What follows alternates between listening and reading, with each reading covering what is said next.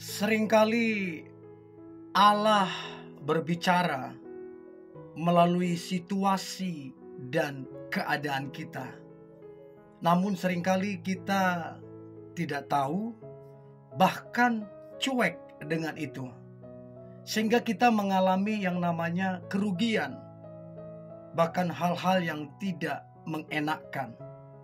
Nah, saya berharap apa yang coba saya bagikan ini membantu teman-teman untuk paling tidak bisa merenungkan, lalu kemudian mengambil keputusan. Bicara tentang Allah menyuruhmu melepaskan dia. Tentunya ada alasan-alasan tertentu yang kamu mesti peka, tajam, dan tegas dalam bersikap. Nah, ada 10 tandanya. Yang pertama, dia ini membohongi kamu itu terus menerus. Bukan lagi 1-2 kali, tapi ini menjadi budaya dan ini menjadi kebiasaan dia, bohongi kamu terus menerus. Nah, kalau orang bohong lagi, berarti orang ini gak beres. Orang ini akan sangat merugikanmu. Orang ini tidak baik di dalam kehidupanmu. Untuk itu coba renungkan dan cek seberapa sering, seberapa intens dia ini membohongi kamu. Apalagi fatal banget ya kebohongan dia gitu loh. Nah, kamu yang mesti tegas. Saya jujur saja untuk ini saya beritahu, tidak ada masa depan yang baik di dalam hubungan yang dibangun di atas kebohongan. Nggak ada. Ya, itu yang pertama. Yang kedua, dia ini kasar banget sama kamu. Dimulai dari perkataannya yang kasar, ya, sikapnya yang kasar. Apalagi dia sudah main tangan sama kamu. Ya sudah tempeleng lah, sudah pukul lah, sudah tendang lah. Itu udah parah banget. Itu parah banget. Minta maaf, mau dia secakep apapun, mau sekaya apapun, mau sebesar apapun pengorbanannya, kalau udah kasar, percayalah, Allah gak mungkin berkenan ya memberikan yang begitu sama kamu. Gak mungkin. Allah pasti kasihnya yang terbaik. Jadi kamu mesti lihat, mesti jeli orang ini bagaimana pengaruh dia dalam kehidupanmu. Itu penting banget. Jangan sampai kamu nanti stres, ujung-ujungnya jadi depresi. Jangan. Ya, itu yang kedua. Yang ketiga, dia ini selain dekat sama kamu, bahkan pacaran sama kamu, ternyata dia dekat juga, bahkan dia kencan dengan orang lain. Ngeri enggak itu? Ngeri banget. Artinya tidak ada kesetiaan sama orang ini. Artinya orang ini biasa ganti-ganti hubungan dengan yang lain. Hati-hati loh ya, hati-hati. Jadi kamu mesti tegas untuk hal-hal yang prinsip. Termasuk kesetiaan, itu hal yang prinsip. Kalau dia udah selingkuh, kencan sana sini, kamu mesti tegas. Kalau enggak, kalau kamu biarkan begitu-begitu saja, dia anggap, oh kamu itu bisa dipermainkan. Oh dia anggap, oh kamu itu gampangan gitu jadinya. Tetapi kalau kamu tegas, nah itu dia bisa tahu bahwa kamu gak sembarangan. Itu yang ketiga. Yang keempat, dia ini gak serius sama kamu. Sama sekali gak serius sama kamu. Loh dari mana? Dari mana taunya?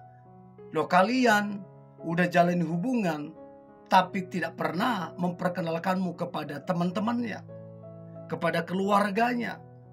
Tidak pernah membicarakan yang namanya keseriusan. Mau dibawa kemana ini hubungan? Bagaimana persiapannya? Ya, terus kemudian tidak menunjukkan bahwa dia bekerja keras, dari mana kamu mau meminta sebuah keseriusan dengan hidupnya pun dia nggak serius? Jadi kamu mesti cek ini orang gimana. Kalau kamu dapati nggak serius, nggak jelas, ya kamu yang mesti tegas, ya. Jadi coba cek serius nggak ini orang. Kalau serius, kamu udah dikenalin nggak sama keluarganya?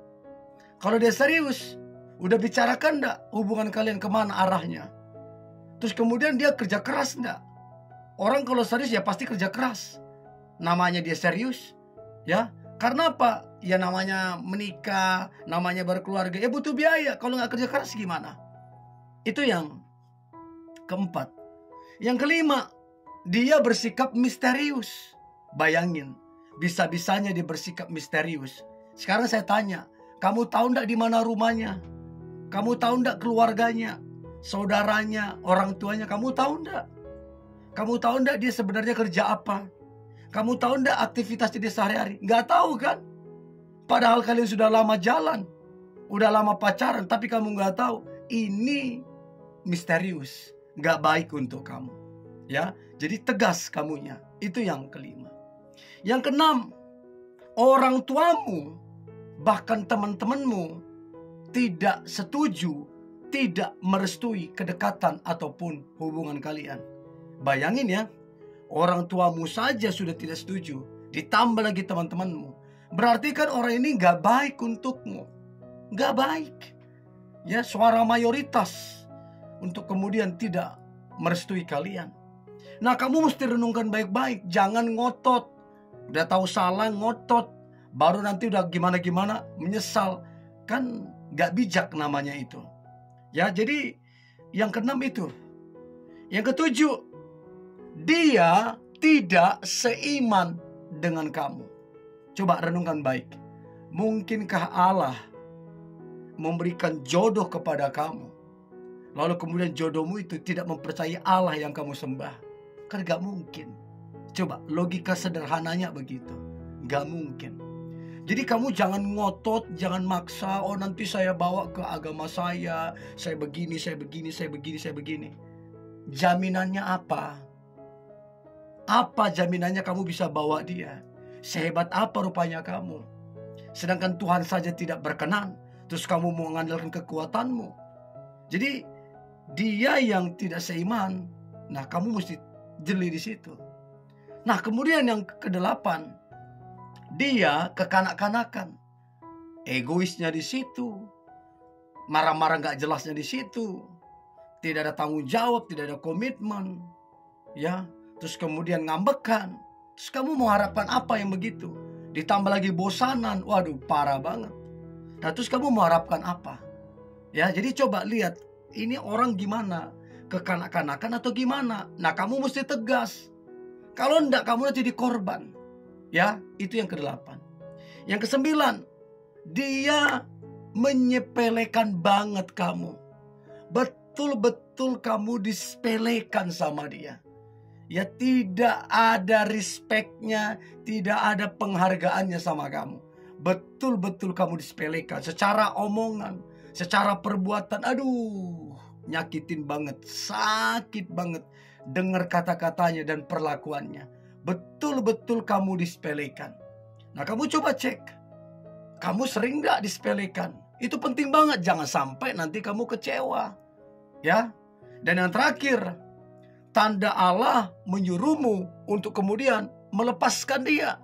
Maka yang terakhir adalah ternyata setelah kalian menjalani beberapa lama, ternyata kamu dapati dia ini belum juga move on dari mantannya. Masih komunikasinya seperti mereka pacaran.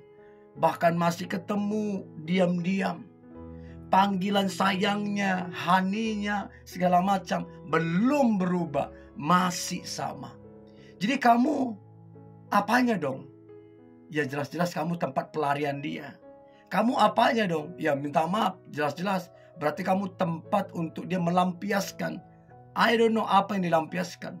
Tetapi yang pasti dia bukan yang terbaik untuk kamu. Nah, kamu yang mesti tegas. Oke? Nah, dari 10 hal ini, yang mana yang jelas-jelas kamu dapatin? Oke, coba kamu komen. Saya pengen tahu. Oke? Ini yang boleh saya bagikan. Jangan lupa like, comment, share, dan tetap semangat ya. God bless you.